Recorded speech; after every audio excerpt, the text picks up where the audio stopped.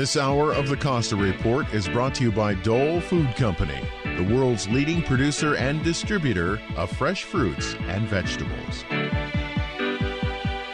Welcome to the Costa Report.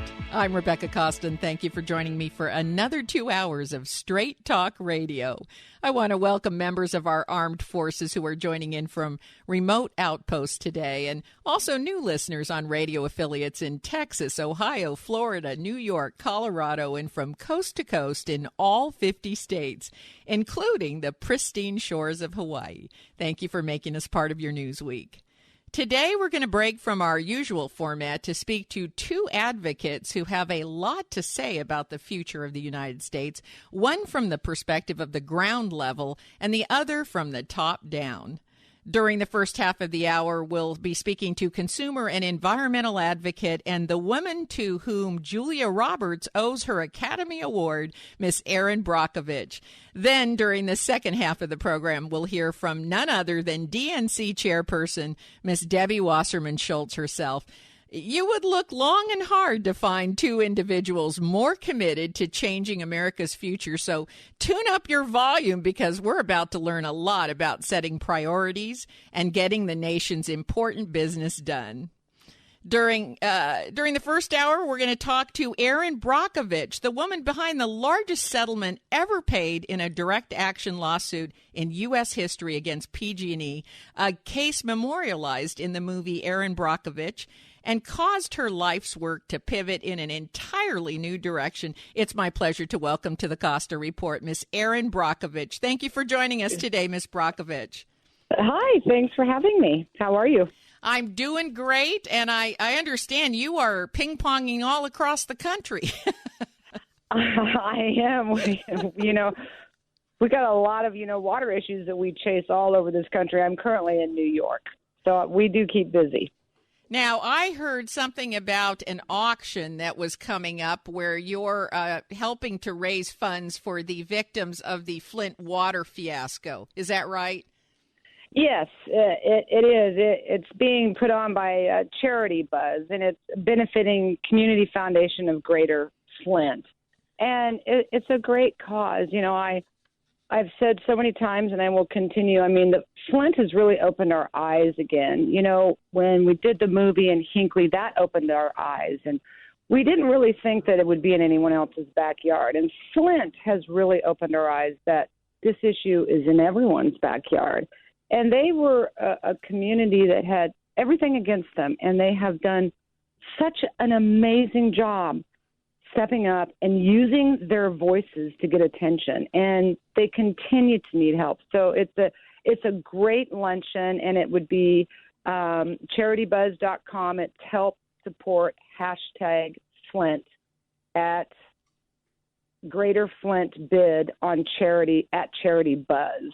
And I know that's a long one, but we'll have lunch for 3. Who knows? You know what? We're going to fly by the seat of our pants, have lunch, and we may go run and chase another new water situation. And they can be right there and hands-on with us as we do that. So it's to benefit Flint, and it is a great cause. Now, you've been advocating for the underdog in cases involving dangerous environmental hazards, product liability cases, and you've even taken on the FDA. So, in your view, has government oversight improved? Has it deteriorated, or has it remained the same since you got started in the 90s? That's an excellent question. When I got started in the 90s, for me, it was really looking at a local level of how the state and a giant utility was able to dispose of its hazardous waste into the ground, leach into the aquifer, contaminate everyone's wells, and no one from the state knew. So at that entry level, I began to question oversight. I would have to tell you now that I think I've been doing this for 25 years, dare I date myself, that the oversight has gotten laxer. I definitely get frustrated with the EPA, and this is a well-meaning agency.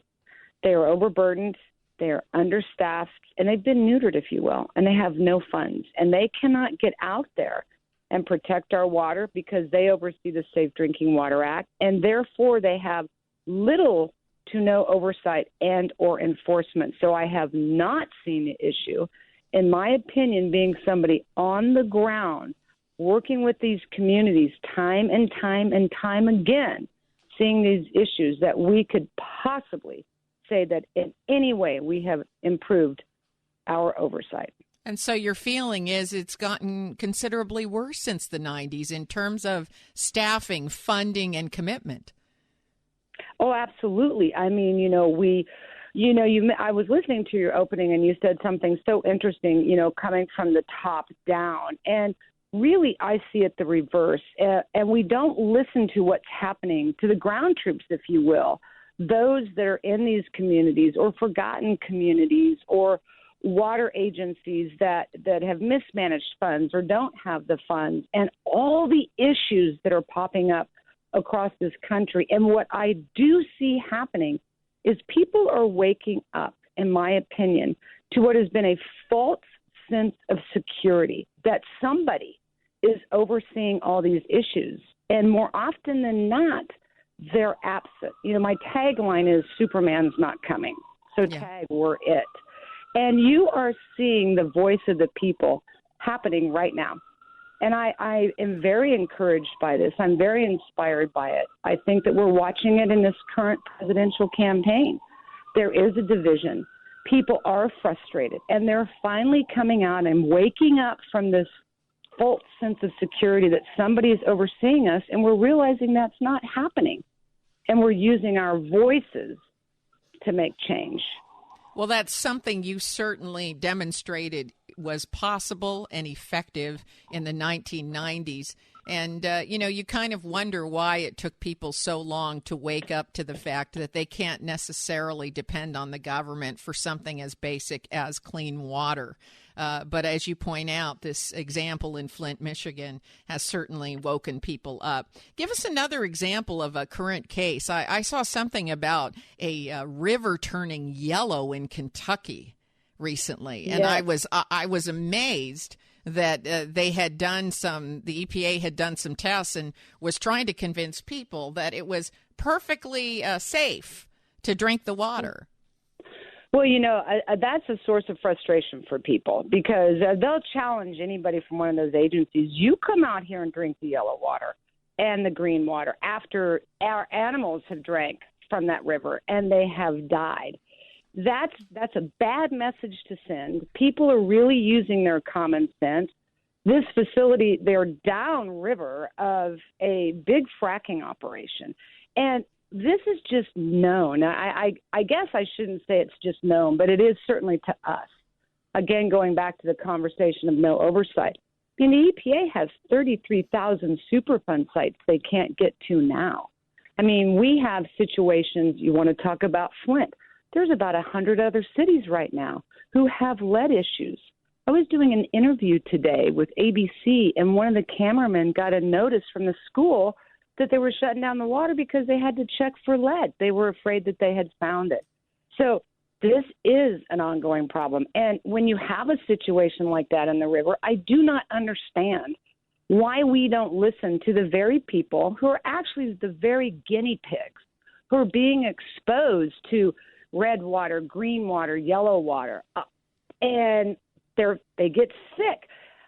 I grew up in Kansas, Lawrence, Kansas, in the heart of America, and I was taught common sense, and I was taught the value of public health and welfare.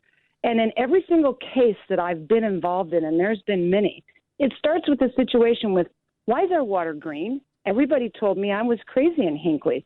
But all I had to rely on was, wow, I don't think we're in Kansas anymore, Toto. It can't be the standard that our water is green and our frogs have two heads. When I'm listening to you, it sounds so obvious, and yet even with empirical evidence like that, we don't have agencies that feel compelled to act, and that is the real crisis. Now, we have to take a scheduled break, but stay right where you are. We'll be right back with more from Erin Brockovich. You're listening to the Costa Report.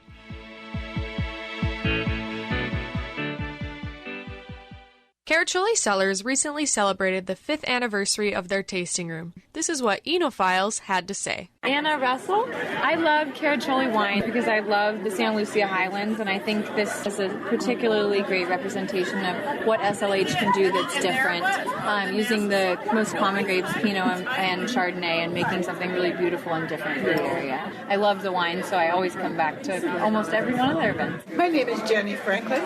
I like it because it's very flavorful. It just is a good Pinot. Goes down without touching any sides. It's very good.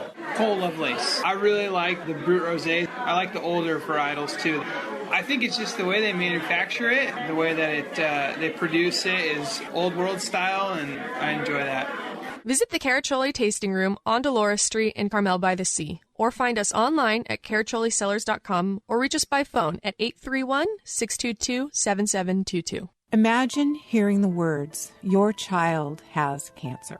The emotional impact is staggering. They tell you that treatment may last for years, and you travel the long road between hospital and home. Your financial worries multiply, and you want to stay strong for everyone, especially your child. But nobody understands. Your friends and family don't get it. Where do you turn? For the last 18 years, Jacob's Heart has provided essential support to families enduring the unimaginable. We have been there from the time of diagnosis all the way through the course of treatment, regardless of the outcome.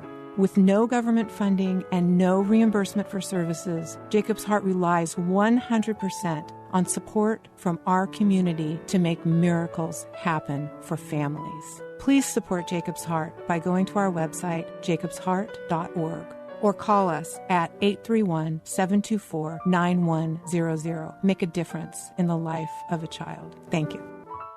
Hi, Registered Pharmacist Ben Fuchs here. I've been studying healthy bodies for 35 years, and what I've got to tell you may shock and surprise you, but if you listen up, it may change your life. Known as neurotransmitters, with names like dopamine, serotonin, noradrenaline, and GABA, one of the most important of the neurotransmitters is a substance called acetylcholine.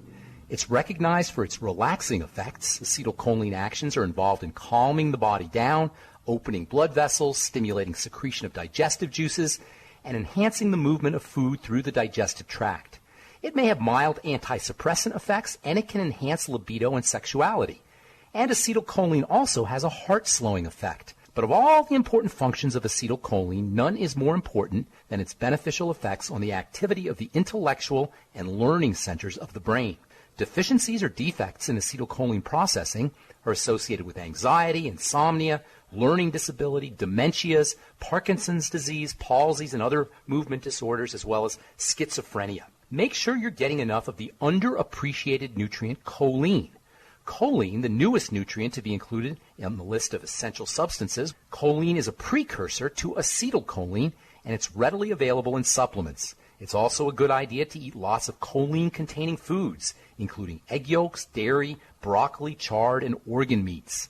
Lecithin granules, readily available in health food stores, are also especially effective as a source of choline. Pharmacist Ben here, urging you to go to kscohealth.com to order Beyond Tangy Tangerine, the Healthy Start Pack, and other nutritional supplements that I personally use and recommend. You can purchase these premium quality products at wholesale prices online at kscohealth.com. That's kscohealth.com. I'm the pharmacist that believes that staying healthy and strong is not only about medicine, it's about giving your body the raw materials it needs to do its work. Go to kscohealth.com. Make sure you check out the cool videos, too, at kscohealth.com. That's kscohealth.com.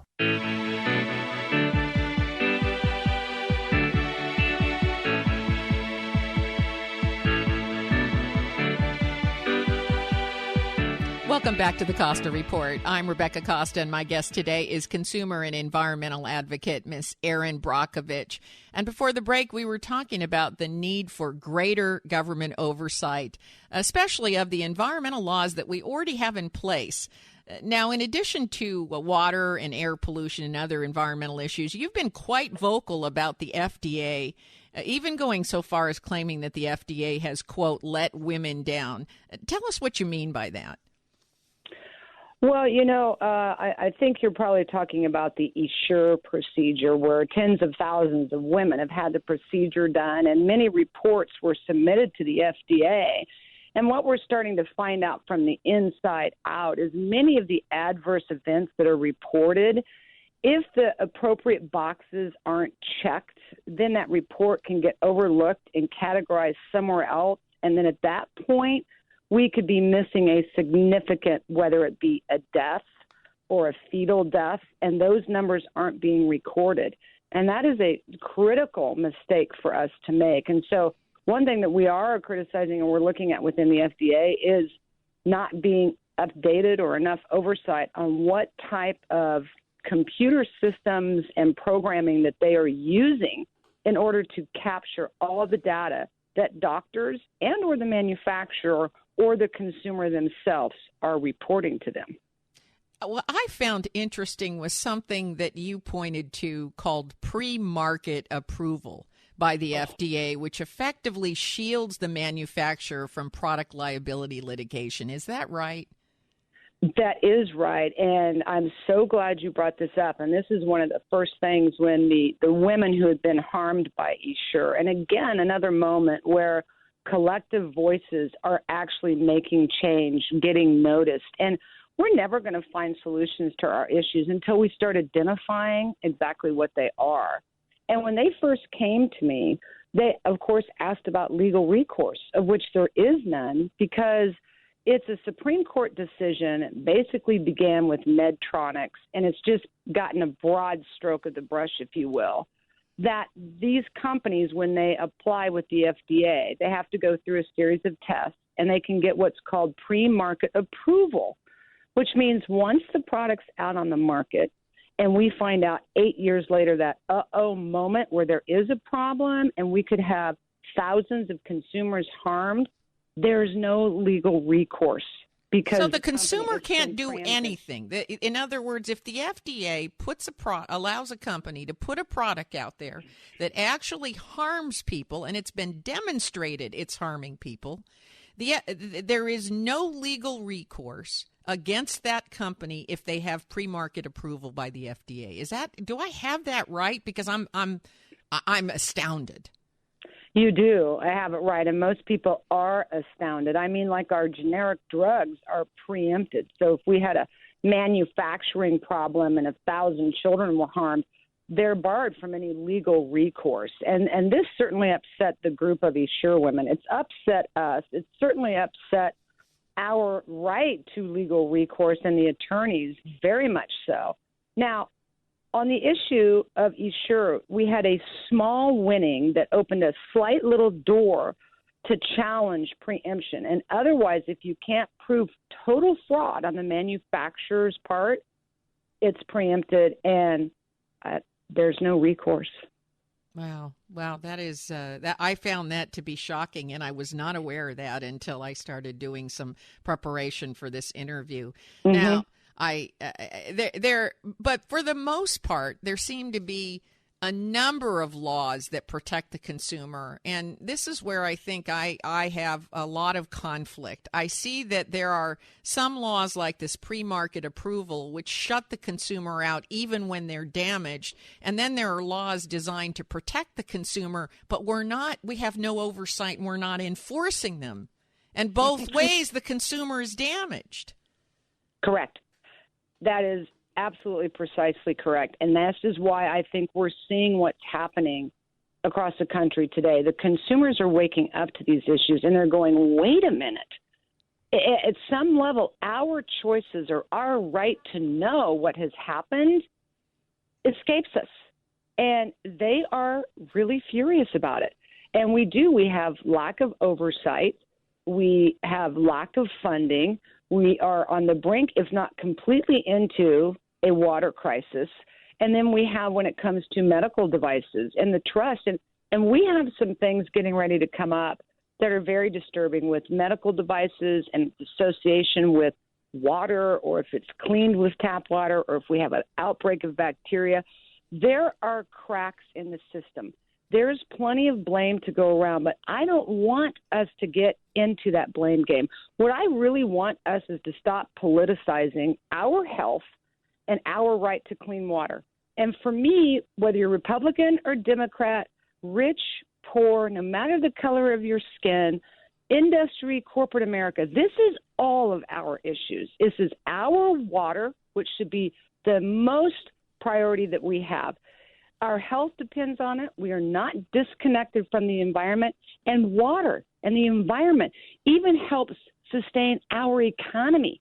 If we don't get together and change our antiquated thinking, we're not going to be sustainable moving forward.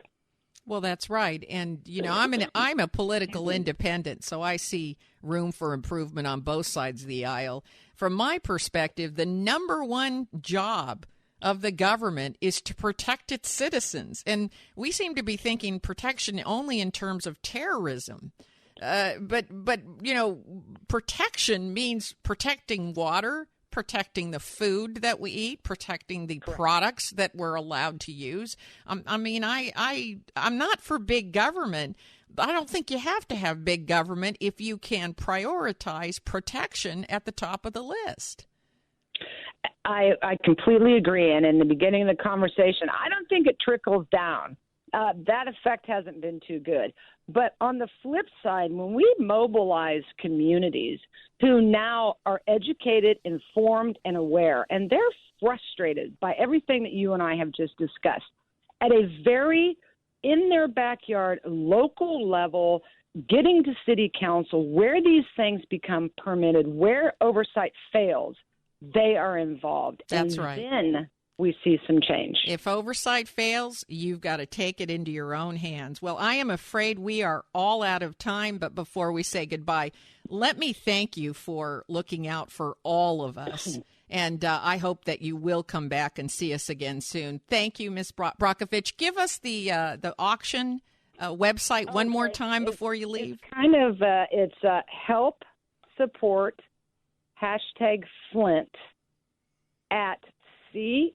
Excuse me, is an F as in Frank, Greater Flint bid at Charity Buzz. Okay, and folks, what's up for auction is a 1-hour lunch with Erin Brockovich herself. So all of the listeners that are listening today, go on that website and start bidding. Get a bunch of you together and start bidding on this. It's for a good cause. All of the money will go to help the legal defense and to help the folks out in Flint, Michigan. I know all of you listening today care about that. So go to that website and start bidding. Thank you again, Ms. Brockovich. We'll see you again soon. Thanks so much. It was wonderful. Next up, DNC Chair, Ms. Debbie Wasserman Schultz. Stay tuned. You're listening to the Costa Report.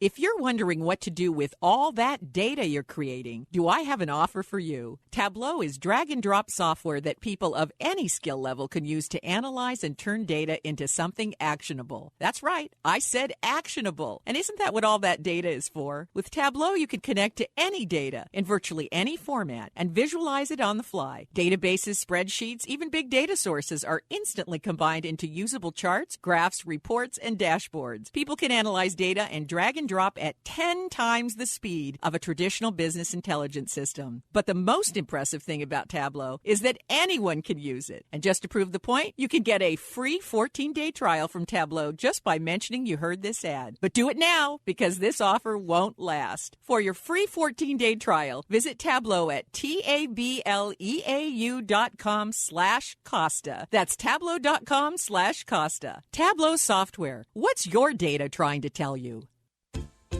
Hi, this is Pete Christensen. Enriching lives through music for 22 years, come to Pacific Voices Spring Concerts on Saturday, May 14th at 7:30 p.m. and Sunday, May 15th at 3:30 p.m. at Holy Cross Church in Santa Cruz. Enjoy a truly moving experience of contemporary and traditional choral music from around the world. For ticket information, please go to pacificvoices.org. Thank you. Care from the Heart is a dedicated and professional home healthcare agency that's been serving families in the Tri-County Monterey Bay area for over 18 years. We help our clients and their families handle health challenges with determination, love, and humor.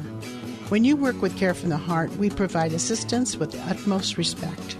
Your team will consist of nurses, case managers, and home care specialists who will listen, and you will design a flexible program to fit your specific needs, either short-term or long-term. You might need help with medication, personal hygiene, meal preparation, transportation, companionship, household chores, or pet care. We can even help you with the dreaded insurance paperwork. If the time has come when you must step into the role of caregiver for a family member, naturally you'll have questions and concerns. Care from the Heart offers classes that provide specific information and skills you'll need to become the positive and supportive influence your family member deserves. And we protect against caregiver burnout by offering periodic respite care for you. Whatever your individual situation, now or in the future, help is available. For a complimentary consultation, call us at 831-476-8316. We can come to you, or you are welcome to visit our office in Santa Cruz near Dominican Hospital. Our website is carefromtheheart.net. Have you noticed that food just doesn't taste good anymore? Why is that? If you eat food, you'll want to know this. Our fruits, grains, and vegetables contain less and less nutrition every year. Chances are even your organic plants don't have anywhere near the 70-plus minerals that make a plant healthy and delicious. Listen up, home gardeners, farmers, growers, and lovers of good food. This is Andy Anderson telling you that you can go beyond organic. Perk up your plants and revitalize your fields with Bloomin' Minerals from Longevity. This marvelous soil conditioner will remineralize your soil with up to 76 organically bound earth elements. That means healthier and better-looking crops that resist bugs, mold, cold, and other nasties that can wipe you out. Commercial farmers are reporting faster growth, more yield, and higher Brit scores. That means better-tasting food for you and me. Get Bloomin' Minerals in powder and liquid form, from a spray bottle for houseplants to 55-gallon drums for professional growers. Call us now to order toll-free, 888-245-0300. That's 888-245-0300.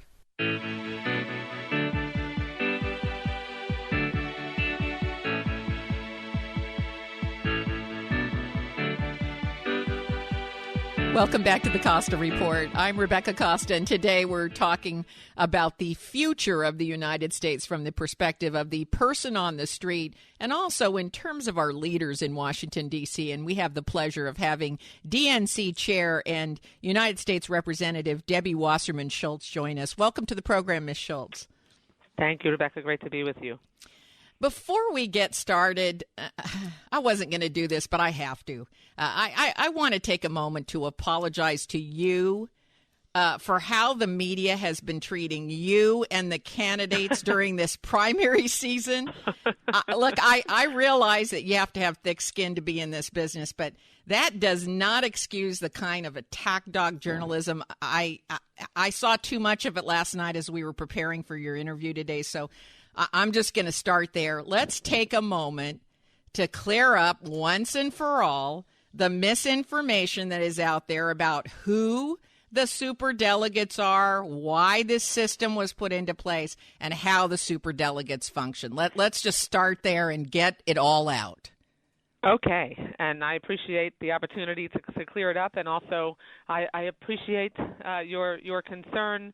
I do have the skin of an alligator by now, I can assure you, and frankly, what I've said throughout my entire tenure as chair of the DNC is that if I have to take a few body blows in order to make sure that our candidates can stay above the fray and really be able to focus on their message. Then, but it has been so ugly this year. It's just ugly, and it's the lowest form of journalism I've ever seen. It makes me just not even want to be in the business. Honestly, yeah, I'm ashamed. It's definitely not pleasant. But no, I'm ashamed.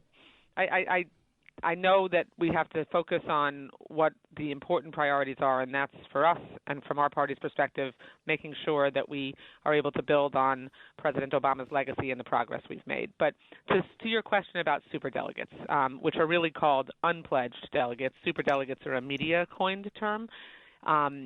We have about 15% of the total delegates, 4,383 delegates, that are unpledged delegates. There's 712 of them, and they are people like the Democratic members of Congress, our DNC members, the sitting Democratic governors, elected Democratic governors, the living former DNC chairs. People like that who have been in the trenches and who have helped build this party and who fight for Democratic Party values every single day. They have never, since they were created in 1984, been determinative of our eventual party nominee. And where we are today is that we have, a dozen or so primaries left to play out. We have our two candidates who are, both still in the race. That's how that happened in 2008 as well. And I expect that when we get to the end of the primaries, the candidates will make an assessment about where they are and what they're going to do moving forward. But super delegates, to use that coined phrase, really are fully free to choose who they want to support at any point up until the Wednesday of the convention, which is when when delegates cast their votes for the nominee. And so that has always been a part of our process. But the overwhelming majority, 85%, are pledged delegates that are determined by the votes of the states. We don't have winner-take-all states in the Democratic Party, so each candidate has earned a proportional amount of delegates based on the statewide vote, and depending on the delegate selection plan in a state, the votes in a congressional delegation, and in some cases at the convention level, and in caucus states it's handled differently. But each state has its own delegate selection plan, how they apportion the percentage of the delegates based on the votes that are cast for our candidates. So correct me if I'm wrong. Maybe I'm misunderstanding this. Unless Mr. Sanders is within 15% of a difference of the delegates, the fact that they're unpledged delegates doesn't matter, does it? Well, again, the unpledged. I mean, if he's 85%, if he's within 15%, it matters. But if he's not within 15%, it doesn't matter, does it? That's one way of looking at it. And again, let me just. Well, I'm just trying to make it easy for me to understand it. I mean, no, if they're all pledged delegates and unpledged have until Wednesday before the convention, if he's not within 15%, then it doesn't matter. It's moot. He'd have to get 100% of the 15%. Essentially, that is how the math shakes out. That would be the case for either one of the candidates, and it's not appropriate for me to comment on the strategy or analyze the strategy of either candidate. They are both going through the normal primary nominating contest. We're managing that contest and trying to make sure that it's handled neutrally and fairly to both candidates. And the unpledged delegates are making their decision. Some made it at the beginning of the process. We still have unpledged delegates who have not decided what they're going to do, and that process will play out. In 2008, for example, we got to the end of the primary nominating process, the normal votes that are cast, and then Senator Clinton decided to end her campaign, and so we had a presumptive nominee just after that period. Mm-hmm. And so, we'll have to see where the candidates are and the decisions that they make. But in the meantime, as a party, and as the DNC, we're getting ready at the same time, alongside the playing out of our primary, to prepare for the general election, because we have a lot to do, and there's a lot of state level work to be done, standing up coordinated campaigns, and that's what we're focused on side by side with managing our primary. Now, there's some rumblings going on about a potential contested convention.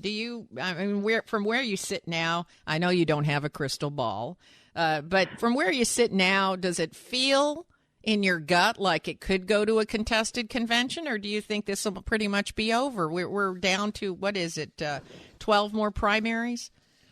Something like that. Yeah. Right? I think we're at 12. I mean, we're kind of at the end game here. So is it likely we'd go to a contested convention? I mean, we're at the narrow end of the funnel, and I don't have, like you said, I don't have a crystal ball, and so each candidate will make their own decision when we get to the end of the actual voting. And there's a month or so after that point where we have some time before the convention, and so what happens during that time, is up to each candidate. Yeah. But we're going to look at that as an opportunity for us to unify, to make sure that we can continue to organize and prepare for launching our nominee to into the fall campaign and to eventually the White House. But let me just make sure. I also want to focus on this term contested. Mm-hmm. No, we're not going to have a contested convention because contested convention means that you are uncertain that someone random out of the clear blue sky could swoop in, and what the Republicans were facing for a period of time was a contested convention. I mean, if anything, well, they still may face that. Well, right, who knows? Yeah, but who I mean, knows? we have two candidates, and all that would be happening here, if both candidates stay in the race until the convention, is that our primary would be continuing, and the normal process would play out. The normal process is the pledge that the candidates would each have earned the pledged delegates based on their vote across the states, and then the unpledged delegates would be making a decision which one of the two they wanted to support. That's the process. So there's nothing contested about it. The only difference is that we wouldn't, if one of the candidates doesn't get out before the convention, we wouldn't have a presumptive nominee, which is just a tradition, and gives us an opportunity to ramp up and gear up and really start to focus on planning in a coordinated way for the general election. But those are decisions that are going to be made by each candidate and their campaign teams and their supporters. Right. And I guess what you're saying is that if that decision is made before the convention, there's just additional time to bring the party together. And if it isn't, the party will come together at the convention. Now, we have to take a short intermission to hear from our sponsors. We'll be right back with more from DNC Chair Debbie Wasserman Schultz. You're listening to the Costa Report.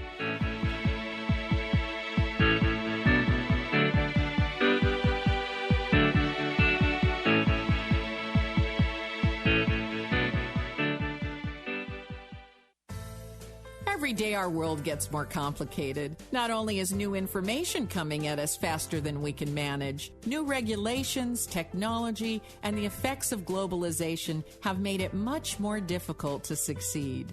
That's why I wrote The Watchman's Rattle, a book that, for the first time, explains how complexity makes it hard to separate facts from fiction, and eventually causes us to make important decisions based on unproven beliefs. And not just us, our leaders also fall prey to this phenomena. But here's the good news. Once you know the symptoms to watch for, you can safeguard against them. So please, go to RebeccaCosta.com, that's RebeccaCosta.com, and order your copy of The Watchman's Rattle. It only takes a few minutes and the shipping is free. That's RebeccaCosta.com. Do it now. You'll be glad you did. Big data is being generated by everything around us all the time. Every digital process and social media exchange produce it. Systems, sensors, and mobile devices transmit it. Big data is arriving from multiple sources with ever-increasing velocity, volume, and variety. It's becoming the world's newest resource for competitive advantage, allowing decision-making to move from the elite few to the empowered many. The escalating demand for insights requires a fundamentally new approach to architecture, tools, and practices. To extract meaningful value from big data, you need optimal processing power, analytics capabilities, and skills. Find out how IBM Big Data and Analytics can transform your business. Visit www.ibm.com/bigdata today. That's www.ibm.com/bigdata. Hitch up your horse and buggy and trot on over to the Agricultural History Project on May 14th from 10 a.m. to 3 p.m. for Day on the Farm, located at the entrance to the Santa Cruz County Fairgrounds. We're celebrating the early 1900s and have fun for the whole family. Farm animals, hay rides, tractor driving, and even a team of horses. Visit aghistoryproject.org for more information. We hope to see you there. We've all heard the term baby boomer referring to those born from 1946 to 1964. There are an estimated 80 million baby boomers, with the first wave hitting the Social Security and Medicare systems in recent years, with more to follow. Many healthcare experts are predicting epidemics of Alzheimer's, type 2 diabetes, heart disease, and cancer among this group. However, these impending epidemics can be averted, as there is a new group emerging. This group we call the baby bloomers, because despite their chronological age, they are still physically fit, active, working, and playing. They've heard Dr. Wallach's message regarding diet, lifestyle, and nutritional supplementation. So while many around them diminish in health and vitality, they are blossoming and blooming into vibrant, healthy, on-the-go people. Wouldn't you rather be a longevity baby bloomer? For more information or to order, call Andy or Phyllis Anderson at 888-245-0300. That's 888-245-0300. For 20 years, it was the Beach Flats Community Garden. Then the Seaside Company that owns the land and that allowed its use took it back, leaving the distraught Beach Flats community with little room to grow. This taking back and the pain it caused leads us to ask, who should own the community's garden? Join me, Michael Olson, intern producer Sarah Razai, and UCSC doctoral candidate Monica Egerer for some What's Eating What environmental justice at the Beach Flats Community Garden. It's the Food Chain, Saturday 9 a.m. on the Big One, KSCO. What day was that?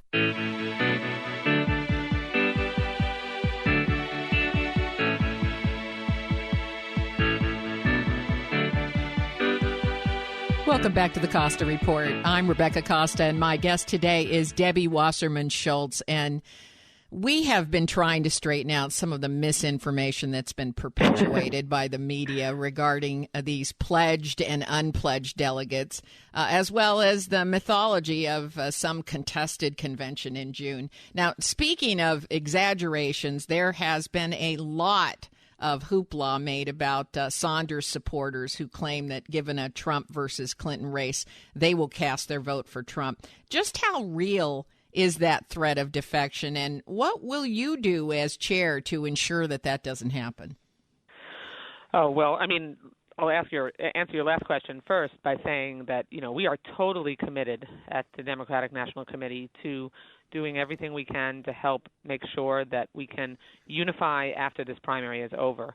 But to be clear, the real chaos that is out there is on the Republican side, where you have the last two Republican nominees for president refusing to attend their convention and refusing to support their presumptive nominee, and the last two Republican presidents are also refusing to support the Republican nominee. So they have a mess on their hands. The Speaker today, even after meeting with their presumptive nominee, Donald Trump, has still not said he would endorse him. So I'm very confident, like we came together in 2008 after a tense and challenging Democratic primary between Senator Clinton and Senator Obama. We came together, and there were people who said they would never vote for Barack Obama that had supported Hillary Clinton, but we were very focused on making sure that we could minimize those people and win them over. I will tell you, I was part of the team, having supported Hillary Clinton throughout the whole primary, that went out and spent time talking to Hillary Clinton supporters to win them over if they were a little resistant. So we not only do we come together, but Barack Obama was elected president of the United States, and he asked Senator Clinton to be his Secretary of State. And so this primary has been actually less divisive. That primary was closer at this point, more tense, and so I'm confident that because both of our candidates have specifically said they would support one another, if they were to be the nominee, and because particularly Senator Sanders and Secretary Clinton have both said they will do everything they can to make sure Donald Trump is never elected president, I'm confident we're going to come together because we have our priorities straight and we have the American people's back, and we know we want to build on the progress that we've made over the last 7 years. Well, a lot changes when the primaries are done and you're down to the Democratic nominee and the GOP Absolutely. nominee. I mean, at that point, it's whether you literally feel supportive of or feel a relationship with your party's nominee, just as many people vote because they don't want the alternative. So I mean, Rebecca. What's Rebecca, that? Keep in mind that Donald Trump has massively alienated large groups of voters, like Hispanics, like women. Let's talk about that. Let's talk about the women. Absolutely. Because And doing our research, the last 5 presidential elections, women have represented the single largest voting bloc in the country. You cannot win an election in this country unless you win their support. No, that's absolutely right. And Donald Trump is the most misogynistic, sexist, repulsive, offensive candidate in modern times, particularly related to his policies and his rhetoric towards women. And I mean, the Republicans after the 2012 election said if they didn't do something to address how many groups of voters they had alienated and made to feel unwelcome in their party, women and Latinos and African Americans, and that if they didn't embrace comprehensive immigration reform, that their autopsy specifically said they'd never win another presidential election. But here's where there's a little bit of a crack. And let me ask you about this, because I have to ask you while I have you here. Sure, but what I wanted to just amongst millennials, amongst millennials, the younger women voters are saying they don't care about gender, but they care about women's issues. So if Trump's poor behavior toward women is surpassed by him really pushing women's issues, he may have a toe in the door. I won't say a whole foot. Oh, no. You think no? It pushing won't work? If pushing women's issues is suggesting that if a woman makes a decision to terminate a pregnancy, a legal and constitutional right that she has, and he would punish the woman. I mean, he can try to undo, backpedal, twist himself into a pretzel on what he actually meant. He said it, and not only that, but he has said many other incredibly offensive things. I mean, back to when he said in 2005 that his spouse was going to have to take care of the kids, and he wasn't going to help at all. And I mean, he really is, in terms of policy, in terms of his personal attitude towards women. Look what he said about Megyn Kelly. Look what he said about countless numbers of women. He has already alienated women in this country, and I think that we will have a real opportunity with Republican women voters who will either stay home, or many of them, or they will come over and vote for Hillary Clinton. And then as far as millennials, absolutely. Millennials care much more and are focused much more on issues. Yes. But what millennials care about is making sure that we can protect the environment, making sure that we have equal pay for equal work, making sure that we can increase the minimum wage, and 40% of households with children are headed by a woman. So those are all issues that Donald Trump has opposed and would not only roll back the progress we've made, but make worse. And enabled by the Republican Congress, who have done everything they can to make life harder for women, not easier. How concerned are you that he appoints a female vice presidential running mate who is very active on women's issues? Does that neutralize any of his conduct? Or no? I don't know. Right now, he's having trouble getting. He can't. According to you, he can't dig out of that hole. The hole's too deep. He can't even get the elected leaders and former nominees of his party to support him. You. It's going to be. I don't know how he finds a woman that identifies with the issues that are important to the majority of women in this country when it comes to the president. The president's agenda that they want addressed, to even agree to run with him. But as you said, not only millennials, but many women are not going to just vote for a candidate because they chose a woman vice presidential running mate. It's the issues that matter to them, and I can't picture Donald Trump adding someone to the ticket who wouldn't toe the line and support everything that he espoused in his agenda. And what he has espoused in his agenda has been patently offensive to women, to African Americans, to Hispanics, to Asian Pacific Islanders, to the LGBT community.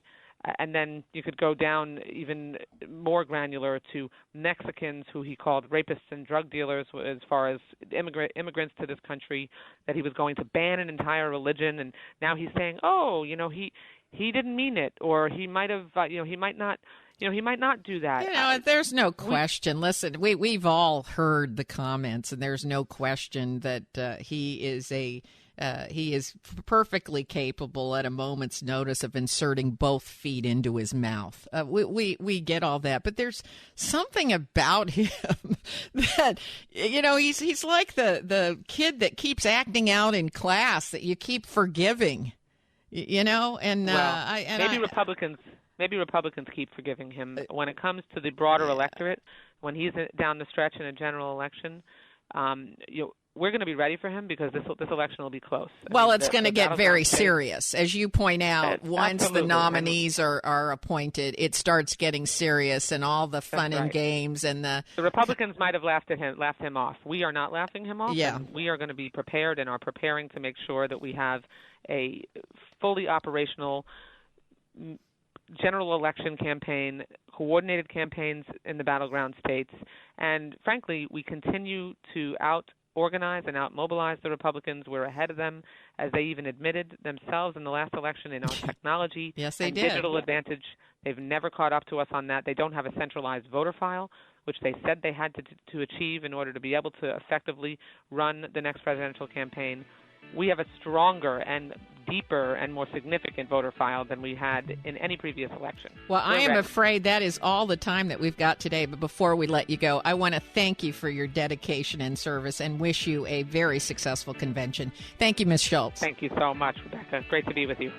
My guest next week is known as one of the most aggressive prosecuting attorneys in the country, who you may recognize from the Jodi Arias case. Juan Martinez will be here to explain why so many guilty criminals walk scot-free. Don't miss prosecutor Juan Martinez right here on the only news program that puts policy ahead of politics. Now stay tuned for a second hour of Straight Talk Radio. You're listening to the Costa Report.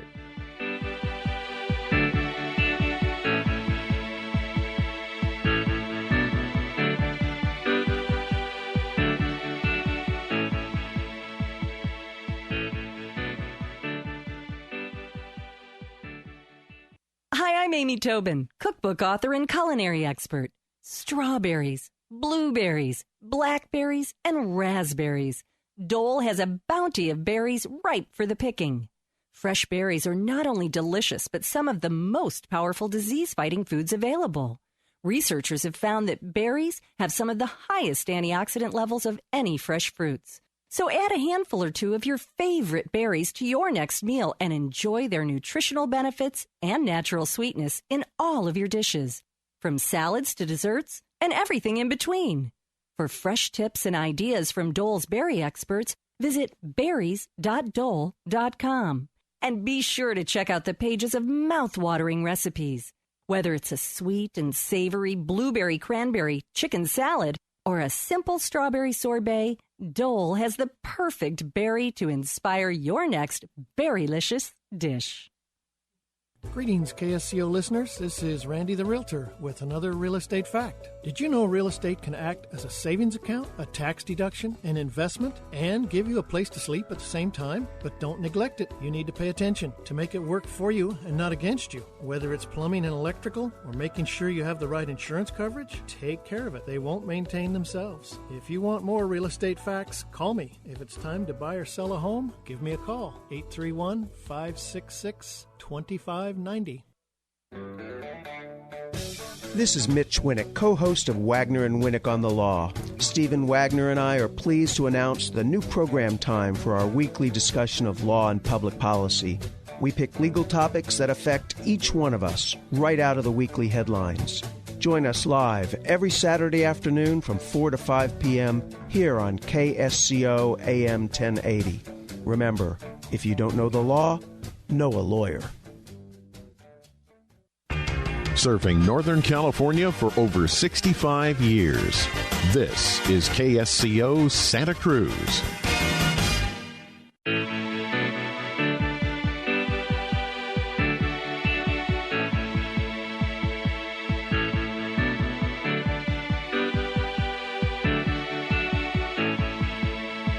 This hour of the Costa Report is brought to you by IBM. Big data at the speed of business. Welcome back to the second hour of the Costa Report. I'm Rebecca Costa, and during the first hour, we broke with our usual format to speak to two guests who brought us two very different perspectives about the future of America. Our first guest was consumer and environmental activist Erin Brockovich, who's been fighting for the person on the street when it comes to chemical contamination, product liabilities, and other dangers. And as you heard, the agencies responsible for protecting citizens from these threats, they don't always operate the way they were intended, even when empirical evidence compels them to take action. In a country that has so many regulations, so many experts and government departments, and so many media outlets, incidents like the river, which recently turned bright yellow in Kentucky, barely get any attention. So those whose neighborhoods and children and drinking and bathing water have been affected are left to fend for themselves, often against Goliath corporations and complex government red tape and laws that they're ill-trained to navigate. And that is where Erin Brockovich comes in. Then during the second half of the hour, we left Main Street and we traveled to our nation's capital to examine the future of leadership in our country. DNC Chairperson Debbie Wasserman Schultz joined us to talk about the process of choosing a presidential nominee and what we can expect from the next leader of the free world. Both our guests help paint a picture of what can be done to restore America to the paradise the Founding Fathers had in mind and hoped that their early efforts would preserve. And it's clear from the framework that they constructed that one of the most important, most sacred duties of government is to protect its citizenry from harm. Now, while we often think of harm in terms of terrorism by foreign groups or foreign agents these days, both of our guests today remind us that harm is a much bigger umbrella in modern times. Harm also includes poisoning the water which citizens drink, the air they breathe, and the soil that they grow their food in. Harm includes cyber theft and cyber war, and predatory financial practices, discrimination based on age, sex, and race. It extends to faulty products and medicines, and also to corrupt practices in politics and governance itself. And while I'm no fan of big government, believe me, it seems to me that somewhere along the line we got our priorities confused. And instead of doing all that government can do to protect American citizens from unearned, undeserved harm, our leaders went to work on a 75,000-page tax code that's so complicated the lowest wage earner pays the highest taxes they're required to, and a company like General Electric is able to find legal ways to pay nothing in taxes. Instead of proactively inspecting rivers and groundwater to make sure they remain untainted and safe, leaders have been busy writing so many banking and small business regulations that the number of community banks that used to lend to people in their communities that they knew and they trusted have fallen from 8,500 to less than 2,500. What's more, in the 1980s, almost 60% of all new jobs came from small businesses in the United States. And today, because of the overregulation, that number has dived to only 31%, half. Following the financial crisis of 2008, the country has lost 1.7 million jobs, which used to come from small businesses funded in part by small local community banks. Now, that's something to really think about, folks. Instead of protecting America's borders and citizens and working on a secure, bulletproof immigration screening program that uses state-of-the-art technology, leaders have been busy renaming federal buildings. In 2012, a little over 200 bills were passed and signed into law, and 1/4 of those bills involved renaming buildings and issuing commemorative coins. Now, it might seem as if I'm being too harsh on our elected leaders, and if I sound that way, well, take note. At no time have I picked sides. As you know, I'm an independent, part of the largest growing party in the United States, which now represents 42% of the citizens who will be voting in November. And not only am I a member of the second largest voting bloc in America, I'm also a member of the largest voting bloc as well. I am a woman. So as both an independent and a woman, let me tell you what I think about the future of America.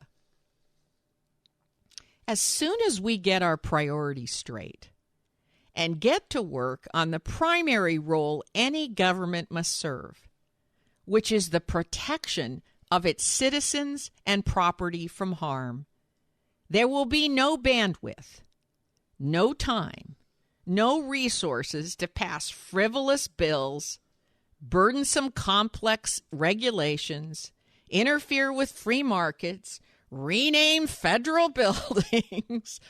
There'll be no bandwidth to do any of that. And we will have the America our forefathers envisioned, a nation that is free, fair, welcoming, vibrant, and graceful. But folks, first things first, we have to get our priorities straight. We have to decide what the role of government is and is not. And we have to have agreement in the country over that basic question.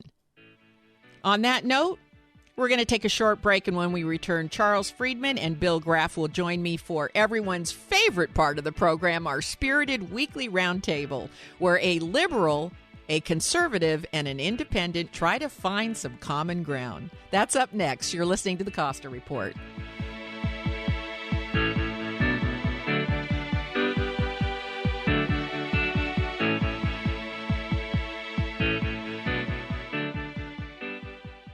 Hi, registered pharmacist Ben Fuchs here. I've been studying healthy bodies for 35 years, and what I've got to tell you may shock and surprise you, but if you listen up, it may change your life. Although its history dates back at least to the ancient Egyptians, heart disease, which was unheard of in pre-industrial societies, is the quintessential example of the modern disease. Did you know that until the turn of the 20th century, heart disease was so unknown, the term heart attack wasn't even used until 1925. In 1910, mortality from heart disease was below 10% of total deaths. Today, it's pretty darn close to 50%. In pinning down the reasons for this dramatic increase, there is so many that it's hard to know where to begin. Environmental toxicity, cigarette smoking, psychological and emotional stresses are all likely at least partial suspects, and certainly our modern sedentary lifestyles and the standard American diet play no small part as well. There's lots of strategies you can use to significantly decrease the likelihood of suffering. Clearly, quitting smoking and moderate exercise can have important beneficial effects, and reducing sugar intake as well as the intake of highly processed foods can be important steps in the right direction. But there's no move you can make that can have a more significant impact on the development of heart disease than strategic nutritional supplementation. Study after study after study has demonstrated that increasing intake of nutritional supplements like vitamin C and vitamin E, coenzyme Q10, and magnesium can have important beneficial effects for protecting your heart. Don't be a statistic. Take a brisk walk every day. Use the stairs, not the elevator. Reduce sugar intake, lay off the fast foods and processed snacks, and by all means, get yourself on a good, solid nutritional supplement program.